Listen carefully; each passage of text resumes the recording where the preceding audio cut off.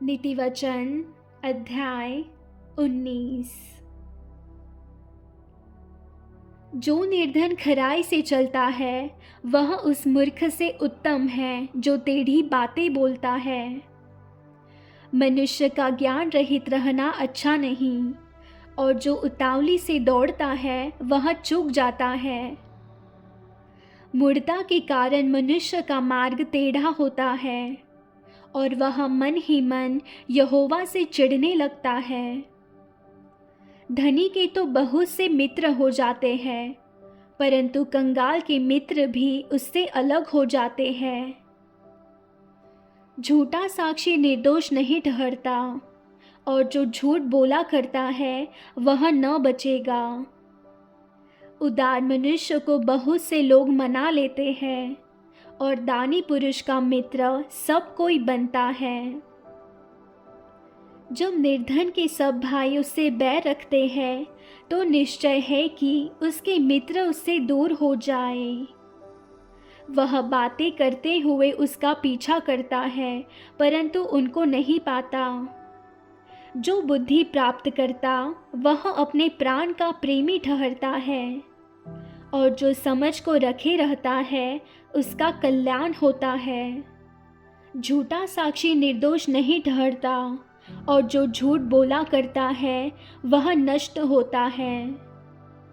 जब सुख से रहना मूर्ख को नहीं फबता, तो हाकिमों पर दास का प्रभुता करना कैसे फबे।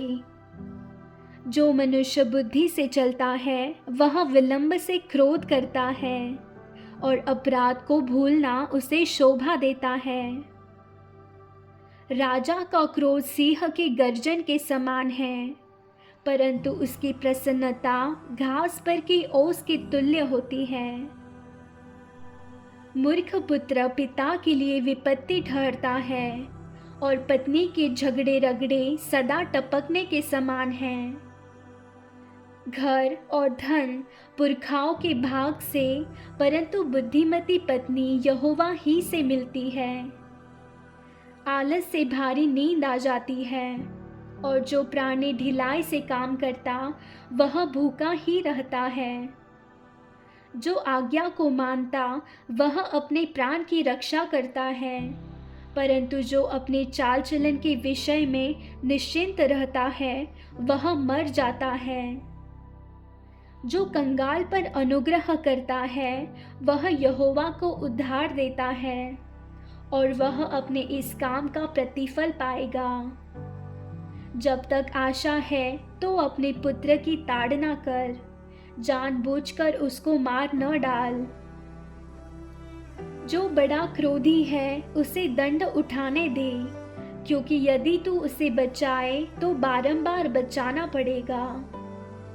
सम्मति को सुन ले और शिक्षा को ग्रहण कर, कि तू अंतकाल में बुद्धिमान ठहरे। मनुष्य के मन में बहुत से कल्पनाएं होती है, परंतु जो युक्ति यहोवा करता है वही स्थिर रहती है। मनुष्य कृपा करने के अनुसार चाहने योग्य होता है, और निर्धन जन झूठ बोलने वाले से उत्तम है। यहोवा का भय मानने से जीवन बढ़ता है, और उसका भय मानने वाला ठिकाना पाकर सुखी रहता है। उस पर विपत्ति नहीं पड़ने की। आलसी अपना हाथ थाली में डालता है, परंतु अपने मुंह तक कौर नहीं उठाता। ठट्टा करने वाले को मार, इससे भोला मनुष्य समझदार हो जाएगा, और समझ वाले को डांट, तब वह अधिक ज्ञान पाएगा।